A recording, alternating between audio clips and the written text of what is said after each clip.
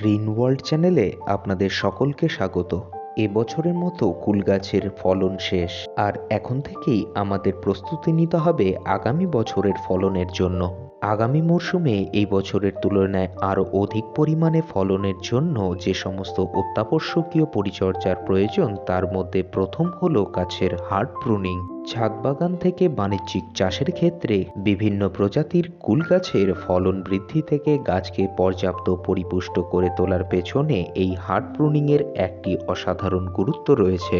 আমার বাড়ির ছাদ বাগানের বড় আকৃতির মাটির টবে বসানো এই আপেল কুল গাছটির বিভিন্ন সময়ের পরিচর্যা এবং এর ফলন সংক্রান্ত একাধিক ভিডিও ইতিমধ্যেই আপনারা অনেকেই দেখেছেন।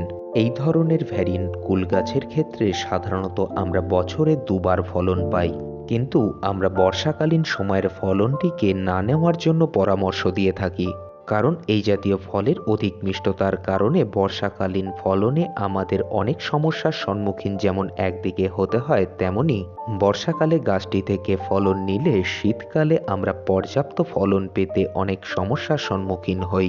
আর সেজন্যই আমরা সাজেস্ট করি ফলন শেষে সবসময় এই গাছে হার্ড প্রুনিং করে দেওয়ার। এটি এই গাছের গ্রাফটিং প্লেস। গত বছর ফলন শেষে এই গ্রাফটিং প্লেস থেকে ওপরের দিকে 1 ফুট মতো অংশ রেখে এই স্থান থেকে হার্ড প্রুনিং করে দিয়েছিলাম। পরবর্তীতে এই নতুন ব্রাঞ্চগুলি সেখান থেকে বেরিয়ে এবারে প্রচুর পরিমাণে ফলন দিয়েছে। এবারও এর একটু ওপরের অংশ থেকে আমরা সম্পূর্ণ গাছটিকে একদম হার্ড প্রুনিং করে দেব।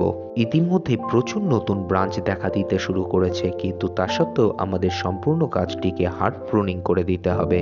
এর জন্য আমি নিয়েছি একটি হ্যান্ড ক্রপার এবং সঙ্গে নিয়েছি একটি হ্যাকশো ব্লেড। প্রথমেই আমি ওপরের দিকের সমস্ত ছোট ডালগুলোকে কেটে বাদ দিয়ে নিচ্ছি। যেহেতু এটি একটি কাঁটাযুক্ত গাছ এবং গাছটি অনেকটা ঝোপালো আকৃতি ধারণ করেছে, তাই প্রুনিং করার সুবিধার্থে প্রথমে ছোট ছোট ব্রাঞ্চগুলোকে হ্যান্ড ক্রপারের সাহায্যে একটু ছাঁটাই করে নিচ্ছি। এখানে বাঁশ এবং দড়ির সাহায্যে যে সাপোর্ট আপনারা দেখতে পাচ্ছেন সেটি যাতে ফলের ভারে ডালগুলি ভেঙে না পড়ে তার জন্য। এই সংক্রান্ত একটি ভিডিও ইতিমধ্যেই আমার চ্যানেলে দেওয়া রয়েছে। ওপরের দিকে সমস্ত ডাল ছেঁটে ফেলার পরে এবারে হ্যাসকো ব্লেডের সাহায্যে মূল কাণ্ডগুলিকে হার্ড প্রুনিং করব। এবারে ভালোভাবে লক্ষ্য করুন যে মূল মোটা কাণ্ডগুলোকে আমি অল্প কিছুটা রেখে বাকি পুরোটাই কেটে বাদ দিয়ে দিচ্ছি। এবারে আপনাদের বলে রাখি, আমাদের এই গাছের মূল যে গ্রাফটিং প্লেস রয়েছে তার ওপরের দিক থেকে 1 থেকে 1.5 ফিট অংশ রেখে বাকি সমস্ত মোটা ডাল আমরা এইভাবে কেটে বাদ দিয়ে দেব। এবারে একটু ভালোভাবে খেয়াল করুন যে আমি প্রতিটি ডাল কাটার সময় প্রথমে নিচের দিক থেকে কিছুটা কেটে নিয়ে তারপরে ওপরের দিক থেকে সম্পূর্ণ ডালটিকে কাটছি। এর কারণ কুল গাছের ওপরের দিকের চামড়ার অংশ যাতে ওপরে এবং নিচে উভয় দিকেই সমানভাবে কাটে। এভাবে যদি না কাটি তাহলে ডালটি কাটার সময় অনেক ক্ষেত্রেই রেখে দেওয়া কাণ্ডের ওপরিভাগের চামড়া বেশ খানিকটা ছিলে চলে আসে।